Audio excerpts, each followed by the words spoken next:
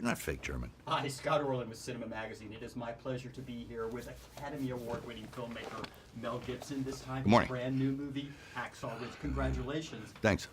You know, as talented as a filmmaker you are, you don't direct that many movies. So what was it specific about this project that made you want to get behind the camera again? It just ticked all the boxes for me. Bill Mechanic has been riding this Bronco for 16 years. He really believed in it. He and David Permit.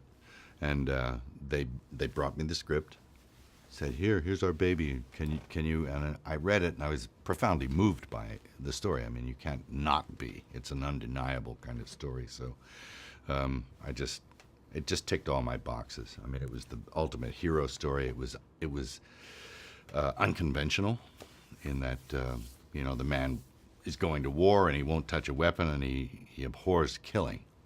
But he goes to war to save lives. And it's like, wow, there's this salmon swimming upstream. And like what he did was like phenomenal. And it's a true story. I was wondering for you as an actor and as a director as well, that you've obviously made movies that have involved war or military conflicts. Yeah. How different was this experience? I mean, obviously, I don't want to give too much away to the audience, that second half is incredibly intense, quite realistic.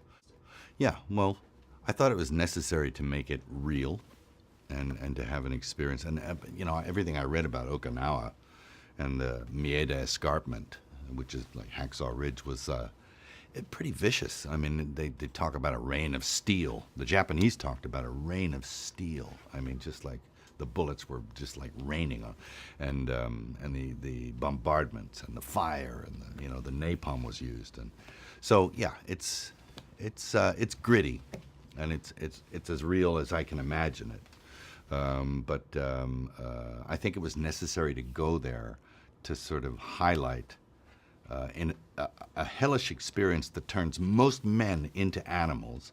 But for one guy, he kind of like found this whole higher self in the midst of it and kept his equilibrium and his faith and his conviction, like through the worst possible circumstances, which I think is, it's the pinnacle of heroism.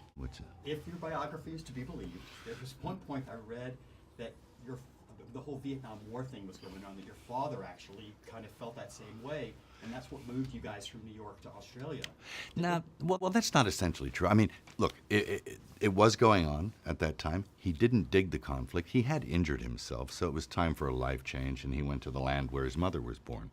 And it's a great place to grow up, by the way. And there's no way, you don't avoid the draft by going to Australia from America. You can still get drafted there. So there was no avoidance. What it was is that I think they waited 2 years longer before they took you, and he thought, that's pretty smart. Because like in 2 years, everything could be finished, And he was right, So it was a good move. So essentially, though, that wasn't the purpose that he was. Speaking of Australia, you actually shot the movie there. Indeed, yeah. Was it nice to be home? Does it? Fantastic. Oh yeah. No, that's where I started, and the film industry there.